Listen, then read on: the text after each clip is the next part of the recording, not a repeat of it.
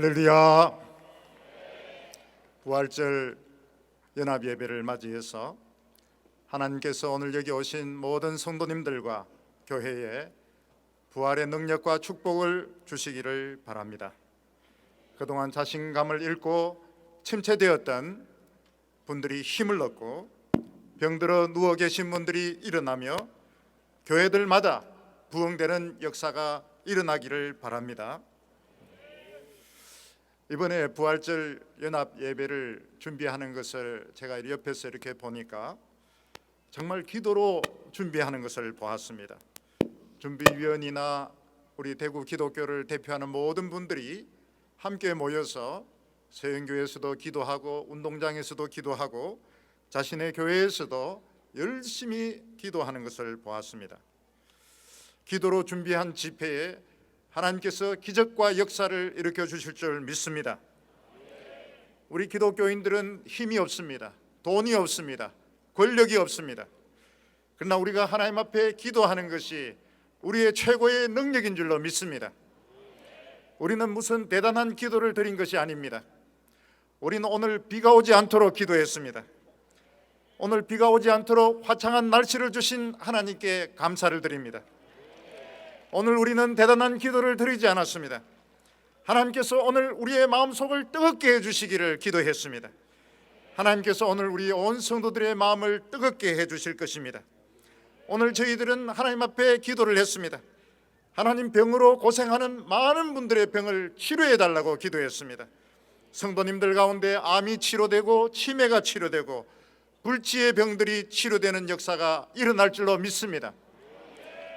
우리는 이 기도하는 것, 기도하고 말씀으로 준비하는 것, 거기서 하나님 역사가 나타나게 됩니다. 많은 기독교인들이 모일 때 사람들은 숫자에 관심을 가지지만 하나님께서는 기도로 준비한 것, 말씀이 권세 있게 선포될 때 하나님은 거기에 임재하여 주셔서 많은 기적을 베풀어 주십니다. 저는 오늘 저희 교회 성도님들에게 모두 다 오늘 여기에 나오라고 했습니다. 왜냐하면 아무래도 하나님께서 기적을 베풀어 주실 것 같다고, 많은 역사를 일으켜 주실 것 같다고, 오늘 성도님들 중에서 병이 많이 치료될 것 같다고 오늘 많이 나오라고 말씀을 드렸습니다. 오늘 하나님께서 우리의 병을 치료해 주시며 한국의 병을 치료하여 주시며 오늘 저희들 모두를 능력 있게 만들어 주실 줄 믿습니다. 오순절에 성령이 왔을 때 베드로와 요한이 성전에 기도하러 갔습니다. 그때 날 때부터 일어나지 못했던 장애인이 돈을 달라고 구걸을 했습니다. 그때 베드로와 요한은 그 장애인에게 나를 보라고 말했습니다. 그러면서 은과 금은 없지만 내게 있는 것으로 내게 주노니 나사렛 예수의 이름으로 일어나라고 말했습니다. 은과 금은 없지만, 돈은 없고 권력은 없지만 나사렛 예수의 이름으로 일어나라 했을 때 그 장애인은 벌떡 일어나게 되었습니다. 이 놀라운 장면을 본 수많은 사람들이 몰려와서 베드로의 설교를 듣게 되었고 3,000명이 회개하는 역사가 나타나게 되었습니다. 오늘도 우리 가운데 이런 일이 일어나게 될 것입니다. 병은 치료될 것이며 부흥은 일어날 것이며 사탄은 물러가게 될 것입니다. 병은 낫고 부흥은 일어나고 사탄은 물러갈지어다. 나사렛 예수의 이름으로 부활의 권세로 물러갈지어다. 불치의 병들이 치료될 것입니다. 오늘 여기에 온 우리 성도님들, 우리 목사님들, 우리 장로님들은 마음속에 말할 수 없는 절박감을 가지고 모인 줄로 믿습니다. 그것은 대구가 더 이상 이렇게 추락해서는 안 된다는 것입니다. 대구의 경제는 더 이상 추락해서는 안 되며 대구의 중고등학생들이 왕따로 더 이상 자살해서는 안 되며 북한이 더 이상 핵무기를 가지고 장난질을 해서는 안 되며 더 이상 동성연애자들이 돌아다니서는 안 되며 더 이상 이단들이 교회를 미혹해서는 안 되는 절박감을 가지고 우리는 나왔습니다.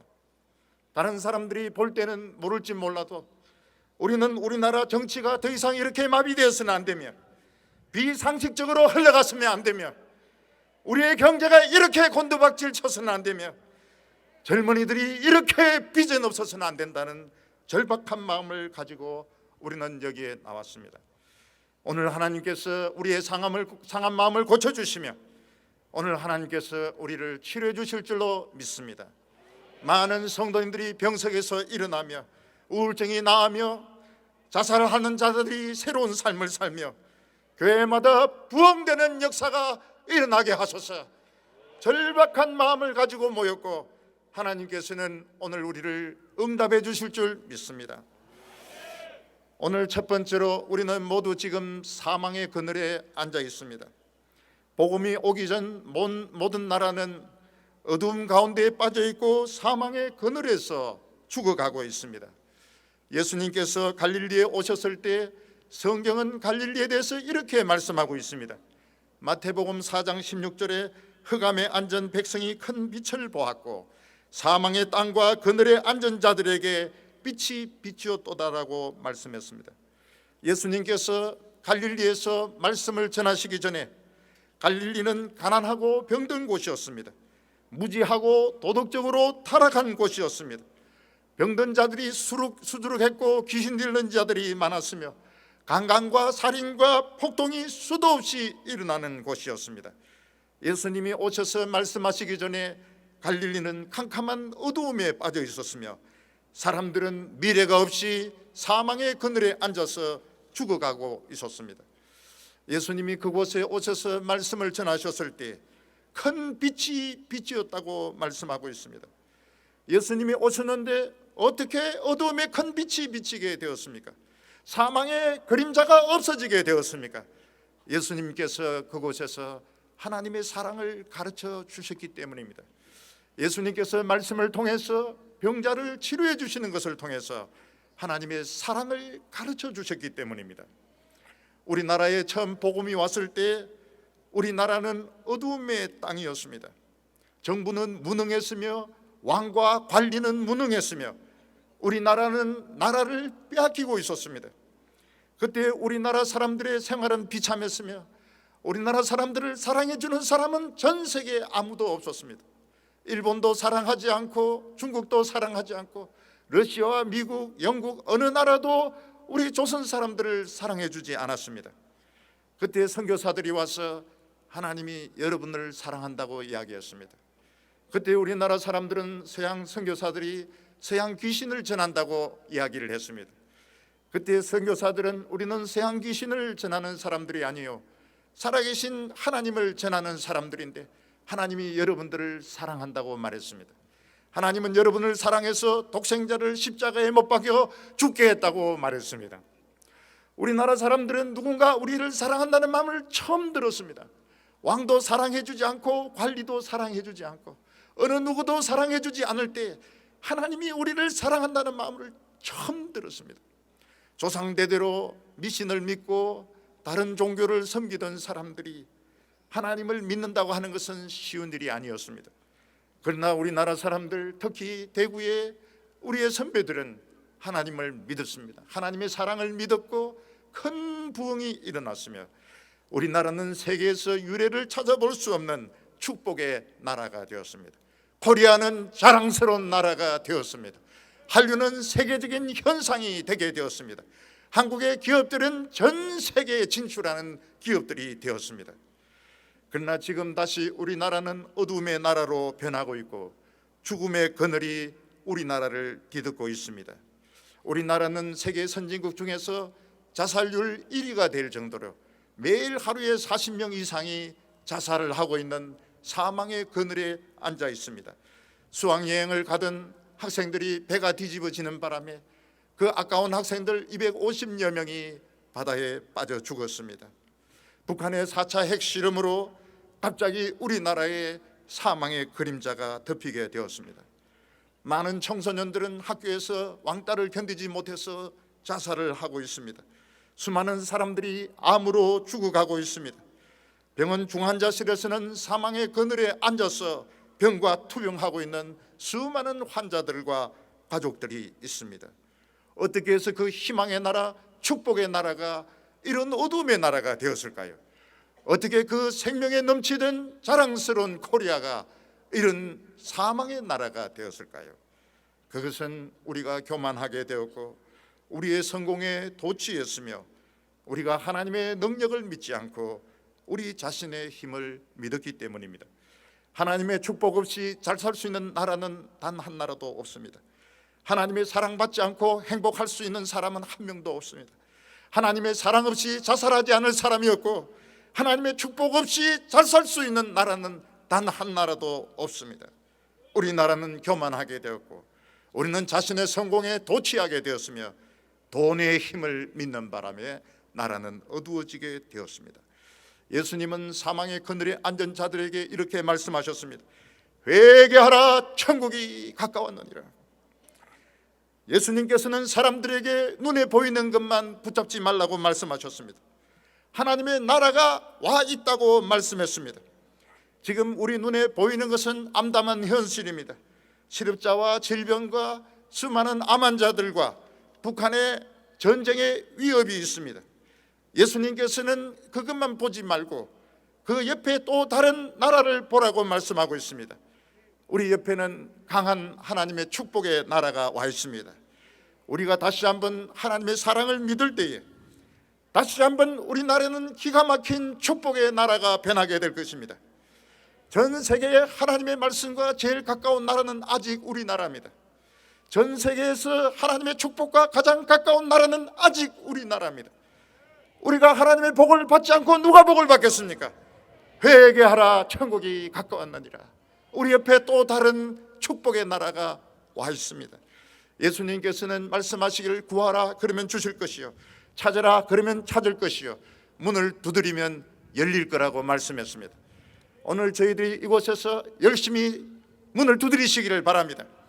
하나님의 축복의 문을 두드리시기를 바랍니다. 하나님의 축복을 구하시기를 바랍니다. 하나님이 우리를 축복해 주실 것입니다. 오늘 두 번째, 그런데 십자가는 도대체 웬 말입니까? 사람들은 무조건 예수님을 따라가면 행복할 줄 알고 모든 일이 뜻대로 잘 될 줄 알았습니다. 그러나 예수님께서는 곧 유대 지도자들의 시기와 미움으로 붙들리게 되었고 로마에 대한 반역죄라고 하는 말도 되지도 않는 오해를 뒤집어쓰고 십자가에서 정말 비참하게 죽습니다. 예수님은 로마 군병들에게 뼈가 보일 정도로 채찍질을 당하시고 양손에 큰 대못과 양발에 큰 대못을 박히셔서 너무너무 고통스럽고 너무너무 비참하게 죽어가셨습니다. 예수님을 따르던 사람들은 그 모습을 보고 모든 것은 끝장이라고 생각했습니다. 도대체 어떻게 그런 일이 있을 수 있습니까? 하나님이 살아계시면 어떻게 이럴 수가 있습니까? 예수님의 말씀이 진실하다면 어떤 이런 일이 일어날 수가 있습니까? 예수님의 말씀만 믿고 배도 버리고 건물도 버리고 직장도 버리고 가족도 버린 제자들은 도대체 어떻게 되는 것입니까? 예수님을 팔아먹은 사람은 딴 사람이 아니고 예수님의 제자였습니다. 예수님을 팔아먹은 제자는 목을 메어서 자살을 했습니다. 다른 제자들은 전부 다 도망을 쳤습니다. 예수님이 십자가 위에서 고통받을 때 사람들은 예수님께 내가 하나님의 아들이면 거기서 내려오라고 조롱을 했습니다. 그러나 예수님께서는 내려오지 아니하셨습니다. 예수님은 6시간 동안 십자가 위에서 온갖 고통과 온갖 고민을 다 하시다가 내 영혼을 아버지 손에 부탁하나이다 큰 소리를 지르시고 예수님은 운명하셨습니다. 제자들은 마지막 순간까지 예수님이 죽기 직전에라도 천사가 와서 못을 빼고 예수님을 살려줄 줄로 믿었습니다. 어떻게 하나님의 아들이 죽을 수 있습니까? 어떻게 하나님은 자기 아들을 그렇게 비참하게 죽게 할 수 있습니까? 도대체 천사들은 무엇을 하고 있는 것입니까? 그러나 예수님은 비참하게 죽으셨습니다. 하나님의 사랑을 가르쳐 주셨던 예수님, 병자를 고쳐주시고 귀신을 쫓아내어 주시고 죽은 자를 살려주셨던 예수님이 왜 죽어야만 합니까?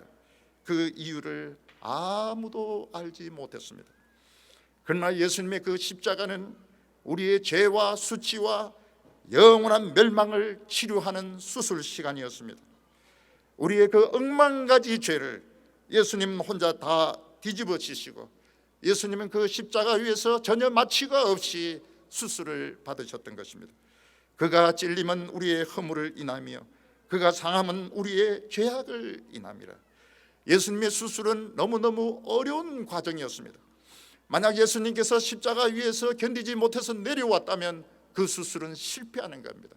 우리는 영원한 죄인입니다. 영원히 멸망할 수밖에 없는, 여기서 예배드릴 자격도 없습니다. 성령 받을 수 없습니다. 크리스찬이 될 수도 없습니다. 만약 예수님께서 십자가 위에서 사람들에게 욕을 하고 하나님을 원망했다면 그 수술은 실패하는 것입니다. 그러나 예수님께서는 끝까지, 마지막 순간까지 너무 미련하게도 하나님의 말씀을 붙들고 결국 예수님은 운명하셨습니다.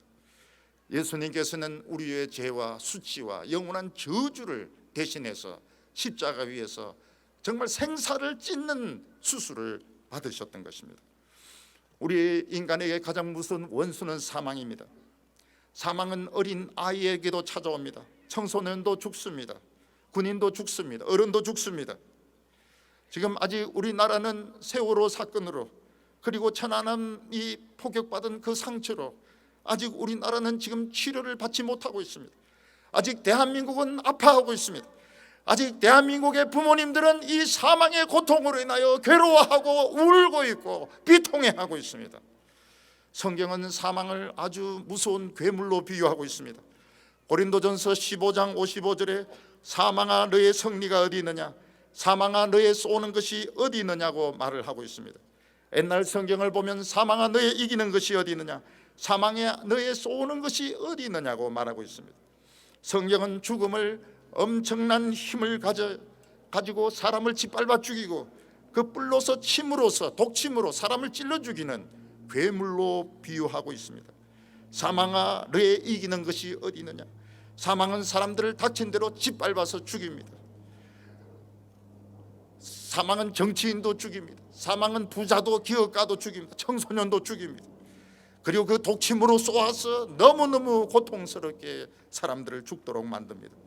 그리고 죽이고 난 뒤에는 영원한 음부에 가두어서 저주하면서 이를 갈면서 영원토록 100년, 200년, 1000년이 아니고 영원토록 이를 갈면서 저주하면서 미워하면서 있도록 만듭니다. 이 모든 것이 우리 모든 사람들 한 사람도 빼놓지 않은 운명입니다. 우리 모두는 이 사망의 괴물에 짓밟혀야 하고 그 독침에 쏘여서 죽어야 하며 영원히 저주를 받아야 되는 운명에 있었습니다. 사망아 너의 쏘는 것이 어디 있느냐? 사망이 쏘는 것은 엄청난 고통입니다. 사망이 쏘는 것은 영원한 심판의 고통입니다. 사람은 죽으면서 괴로워합니다. 사람은 죽으면서 두려워합니다. 가족들은 너무너무 고통스러워합니다. 사람들 중에서 이 사망이란 괴물과 싸워서 이긴 사람은 아무도 없습니다. 장군도 죽었고 정치인도 죽었고 부자도 죽었고 시인도 죽었고 과학자도 죽었습니다. 예수님께서 이 사망과 싸우셨습니다. 예수님께서 제자들에게 3일 뒤에 내가 살아서 돌아오겠다고 했을 때 제자들은 아무도 믿지 않았습니다. 예수님께서 나를 믿는 자는 영원히 죽지 아니하리라고 했을 때 아무도 믿지 않았습니다. 사망은 하나님의 아들을 죽도록 채찍으로 때렸습니다.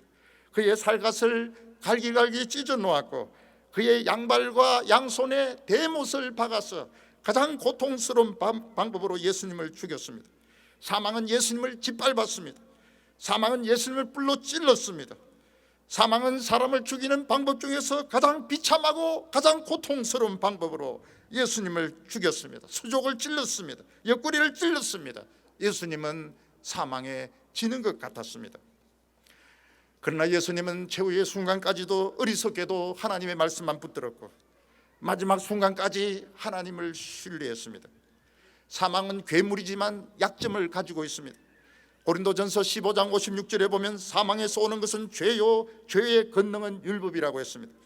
사망의 약점은 죄에 있고 하나님의 말씀에 있습니다.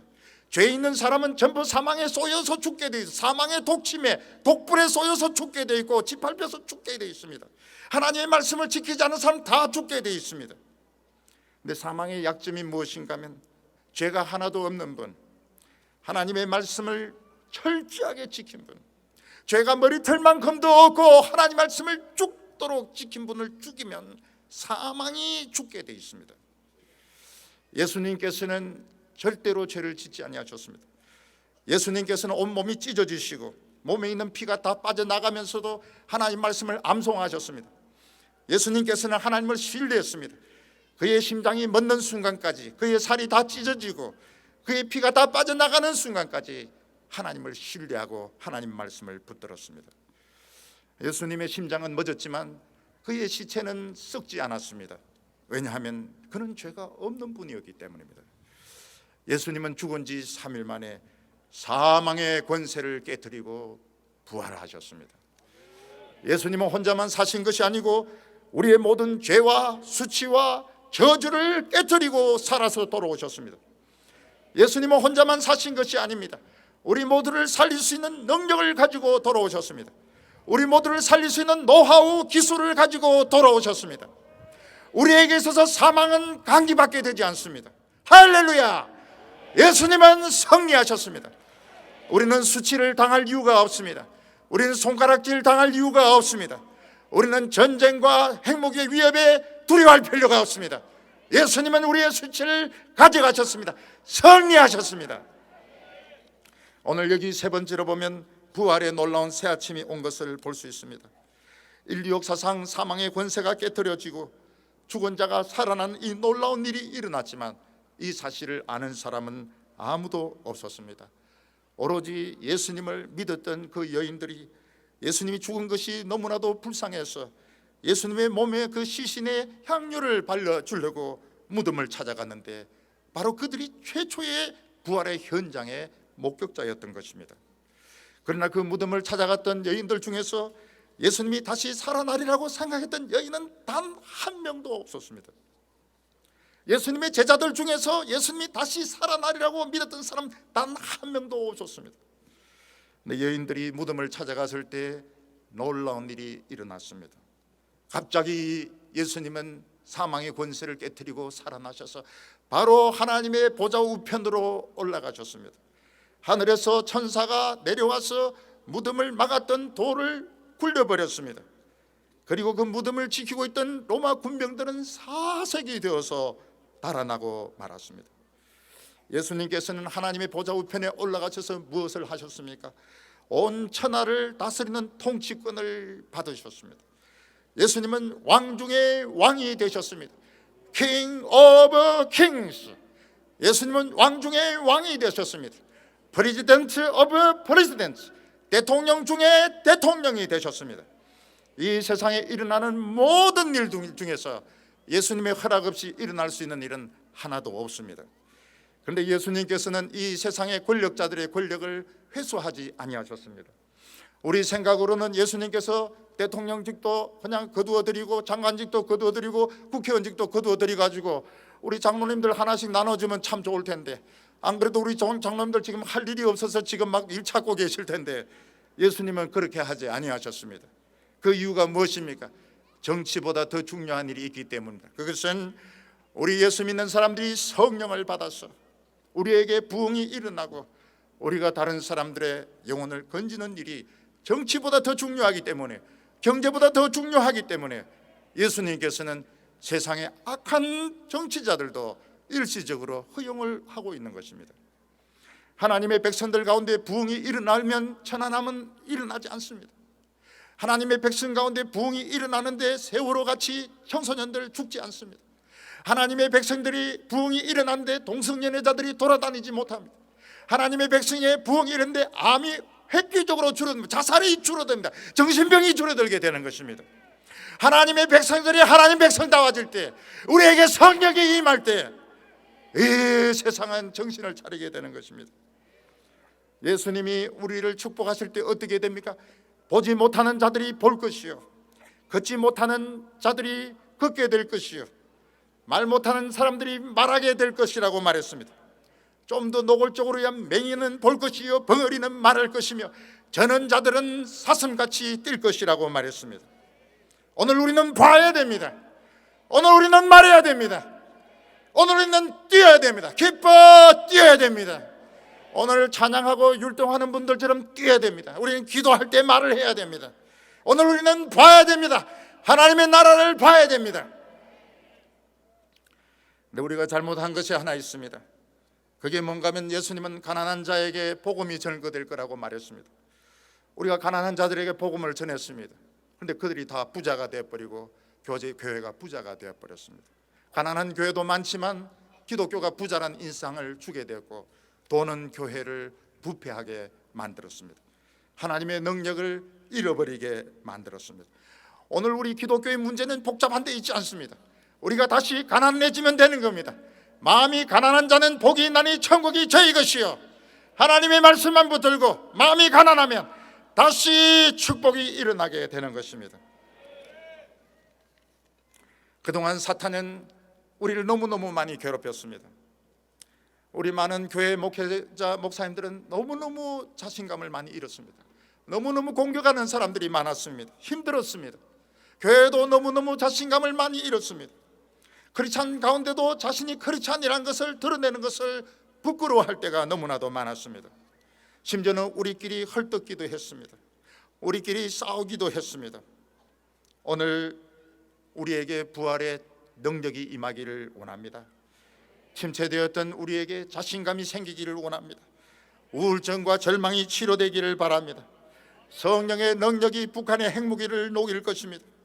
오늘 우리가 할 일이 무엇입니까? 예수님의 부활로 인하여 기뻐하는 것입니다. 어느 정도 기뻐합니까? 미친 듯이 기뻐하는 것입니다. 내 허물과 죄는 다 사하여졌습니다. 우리는 걱정할 것이 없습니다. 우리는 시름을 걱정할 필요가 없습니다. 우리는 핵무기를 걱정할 필요가 없습니다. 죽는 것을 걱정할 필요가 없습니다. 예수님은 우리를 지금 붙들고 계십니다. 오늘 기뻐하면 됩니다. 우리 믿으면 됩니다. 하나님의 말씀을 믿으시기 바랍니다. 하나님의 사랑으로 미움을 이기십시다. 미운 사람 사랑하십시다. 믿음으로 죄를 이깁시다. 전쟁을 이깁시다. 불안을 이기십시다. 오늘 우리가 하나님 앞에서 크게 기뻐할 때 청소년들이, 청년들이 비전을 가지게 될 것입니다. 큰 교회, 작은 교회 따지지 마시기를 바랍니다. 돈 많이 버는 거나 적게 버는 것 따지지 말 것입니다. 오늘 우리 예수님의 부활로 인하여 미친 듯이 기뻐하고 서로 축복할 때 사망의 세력은 물러나며 다시 한번 우리나라는 기가 막힌 축복의 나라가 될 줄로 믿습니다. 기도하겠습니다. 오직 복음, 오직 믿음. CTS